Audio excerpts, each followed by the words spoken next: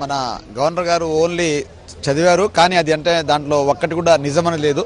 ఏదో ప్రభుత్వం వాళ్ళు చెప్పినట్టు ఆ విధంగా వచ్చి అని చదవడం జరిగింది తప్ప ఏమాత్రం దీంట్లో నిజం అనేది మాత్రం లేదు.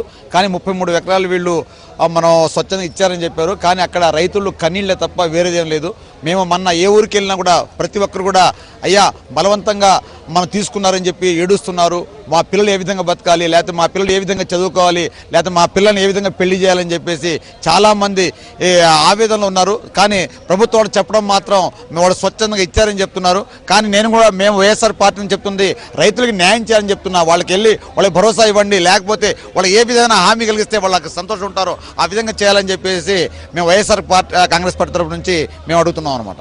రుణమాఫీకి సంబంధించి కూడా మొత్తం 1 కోటికి పైగా రైతులు ఉన్నారు. రైతుల సంఖ్య ఎంత ఉన్నదని చెప్పకుండా కేవలం షరతులు విధించి 5,000 కోట్లు మాత్రమే రుణమాఫీకి కేటాయిస్తున్నామని గవర్నమెంట్ ఇందులో పేర్కొనడం జరిగింది. దీని మీద మీరు ఏమంటారు? అంటే రుణమాఫీ అంటే ఇది గారెడల ఇది జిమ్మక్ అనమాట. జిమ్మక్ అంటే గెలవడం కోసం ఆయన మరి ఎన్నో వాగ్దానాలు చేశారు, నేనేదో రుణమాఫీ చేస్తామని చెప్పారు. కానీ ఇది చివరిగా గుంటూరు పట్టణంలోనే 24,763 ఓన్లీ రిజెక్ట్ చేశారు. 24,300 మాత్రం ఇచ్చేశారు. దాంట్లో 1,50,000 రుణమాఫీ అంటున్నారు. 50,000 ఉంటే మాత్రం రుణమాఫీ చేస్తా ఉన్నారు. 51,000 దాటి 51,000 అయినా కూడా అది 5 సంవత్సరాలు పూర్తి చేస్తా ఉన్నారు. ఇదంతా ఏంటంటే లెక్కల గాడి తప్ప ఇది నిజమనేది కాదు. అంటే చేతగాక ఏదో చేస్తా ఉన్నట్టు ఆ టైప్ ఆఫ్ ప్రయత్నం అనమాట.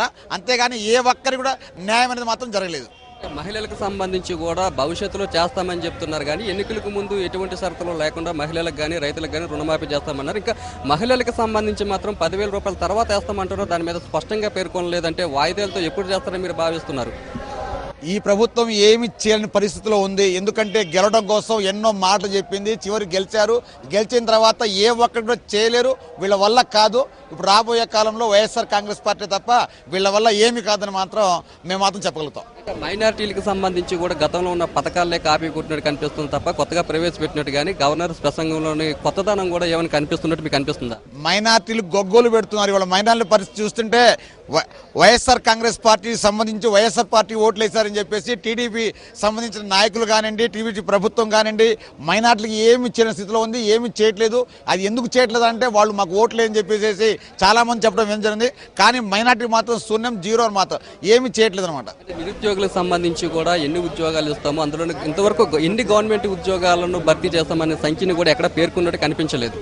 కానీ అదే గతంలో అయితే మాటలు చెప్పారు, మాటలు గట్టి చెప్పారు, గెలిచారు. గెలిచిన తర్వాత ఆయన చెప్పిన వాగ్దానంలో ఏ ఒక్క వాగ్దానాన్ని కూడా అమలు చేయలేరు. వాళ్ళ వల్ల కాదనమాట. ఆ నిజంగా ఒప్పుకుంటే బాగుంటుంది. మేము చేయాలని చెప్పి ఒప్పుకుంటే మళ్ళీ రెండోసారి అడగకుంటాం కాబట్టి ఒప్పుకుంటే బాగుంటుంది. ఏ ఒక్కది కూడా చేయలేకపోతున్నారు, వాళ్ళు చేయలేరు.